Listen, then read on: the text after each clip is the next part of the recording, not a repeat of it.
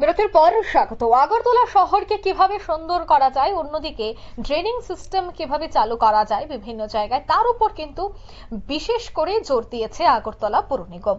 আগরতলা পৌর নিগমের বিভিন্ন ওয়ার্ডের অন্তর্গত এলাকাগুলি ড্রেনিং সংস্কারের কাজে হাত দিয়েছে আগরতলার পৌর নিগম।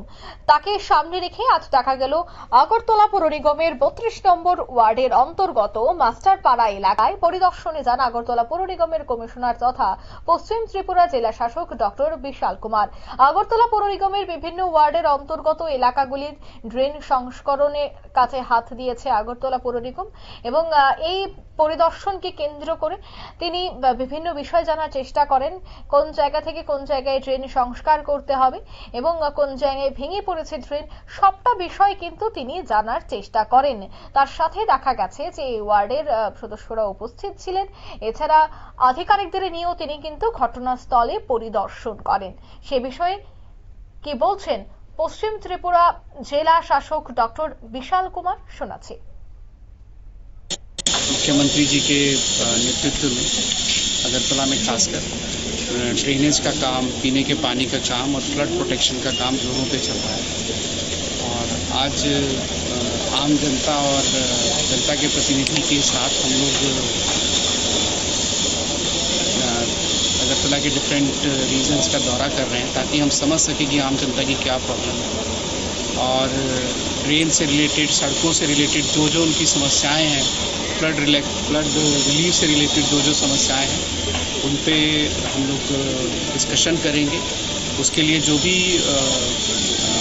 गाइडलाइंस हैं, जो भी काम करने हैं, उनकी रूपरेखा तैयार की जाएगी और माननीय मुख्यमंत्री जी के नेतृत्व में इसको जल्द से जल्द कंप्लीट किया जाएगा। और हम उम्मीद करते हैं पिछले साल की तरह कोई भी समस्या इस साल नहीं आएगी और आम जनता के साथ, जन भागीदारी के साथ हम इन सभी प्रोग्राम्स को इम्प्लीमेंट करेंगे।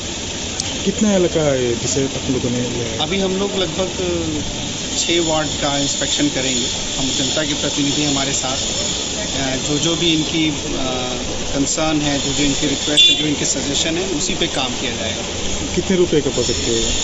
अभी हम असेसमेंट कर रहे हैं, बट अमूमन 15 से 20 करोड़ का अभी जो इन 5 वार्ड में हम लोग प्रोजेक्ट लेने की कोशिश कर रहे हैं। আপনারা শুনলেন কমিশনার তথা জেলা শাসক বিশাল কুমারের বক্তব্য। তিনি একেবারে স্পষ্ট বললেন যে মুখ্যমন্ত্রীর নির্দেশেই সমস্ত গাইডলাইন মেনেই কাজ খুব দ্রুত শুরু হয়েছে এবং গত বছর রাজ্যে যেভাবে বন্যা পরিস্থিতি তৈরি হয়েছে এবং যে জায়গায় বর্তমানে ঘাটতি রয়েছে, এবছর এমনটা হবে না। এবছর প্রথম থেকেই সমস্ত কাজ শুরু করা হচ্ছে, এমনটাই কিন্তু জানালেন ডক্টর বিশাল কুমার। নিয়ে নিচ্ছি ছোট্ট একটি বিজ্ঞাপন বিরতি, সঙ্গে থাকুন।